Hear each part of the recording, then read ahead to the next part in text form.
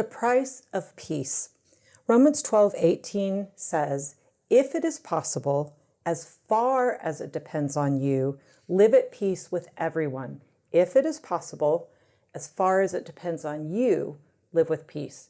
The first thing that you note with that, it might not be possible to live in peace with everyone. You only have control over what you do. You have no control over what the other person does. And the third thing you see is that it is your goal to live at peace. So then I have to ask, what is peace?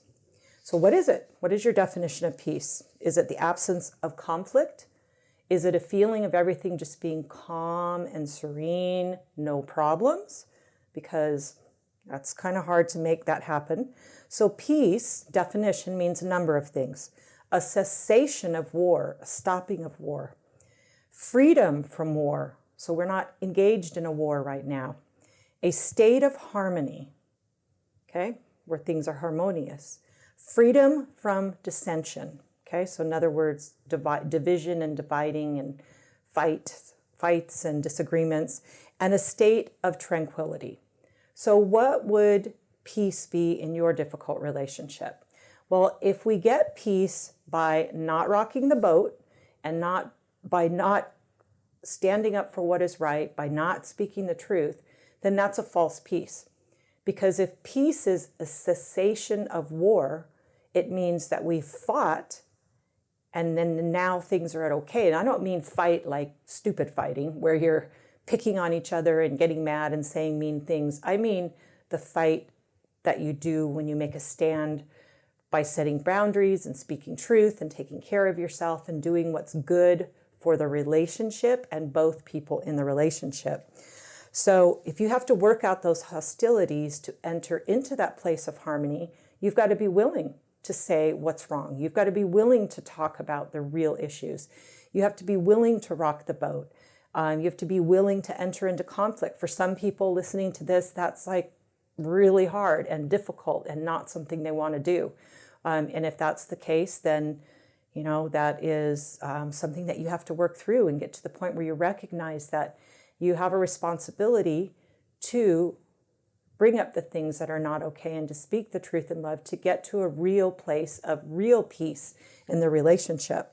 Now, if there are some people in your life that you've tried this with and you've brought up these issues and just bringing them up again isn't going to result in peace, it's going to result in more dissension, more disharmony, more problems because the person is absolutely unwilling to look at anything and try to resolve anything, then in that case, it might be good not to bring the issues up. In that case, peace might be learning to figure out how you're going to deal with this and not bringing up a useless conflict, conversation, or issue again, and figuring out how to detach or to set boundaries or to make choices for yourself or how to take care of yourself around this difficult person in a way that doesn't involve bringing up the problems again and again and again. But the absence of conflict isn't really peace if there are issues that have not been talked about and not been brought up, or there's continued pain and problems that you're dealing with, but you're just afraid to say anything. So when you're deciding whether or not you want to go to war in a relationship in order to get peace, ask yourself these questions. 1, what are you losing by not fighting for your cause? It's a really important question. I can tell you I have a lot of regrets from the early years in my marriage for not fighting. I did fight, but sometimes I gave up too early. And I don't mean fight, I did that fighting too, but I did all the fights. I fought for what was right, and then I fought to where I argued stupidly, as I'm sure you've done too.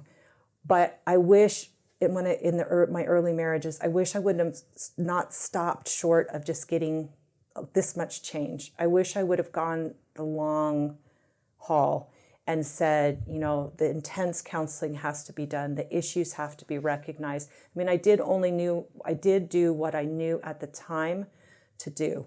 But looking back, I now realize, I should have fought the rest of that war and said, we're going to go and we're going to get help. And it has to be to recognize and identify all the problems and change the deep patterns and get the healing from within for both of us, for the sake of our marriage and our family. So what are you losing by not fighting for your cause? What are you losing? What can you gain by fighting for your cause? Can you gain serenity? Can you gain financial security? Can you gain a better relationship? Maybe save a marriage that you're going to lose. Sometimes people think if I just hang on and let things be the same, we'll just stay together. And sometimes it doesn't happen. Sometimes the spouse leaves because they just grow to the place of total disrespect for a spouse that tolerates mistreatment over the years. So number 3, are you prepared to fight the battles it will take to win the war, or will you surrender when it becomes difficult? Now that's a process, but you've got to ask yourself those 3 questions. What are you losing by not fighting for your cause? What can you gain by fighting for your cause? And are you prepared to fight the battles it will take to win the war, or will you surrender when it is difficult? Thought-provoking questions for sure. So I hope that you understand the price of peace, and that this will encourage you to take a stand and to make that fight today for getting peace tomorrow. Thank you for watching this video on Change My Relationship.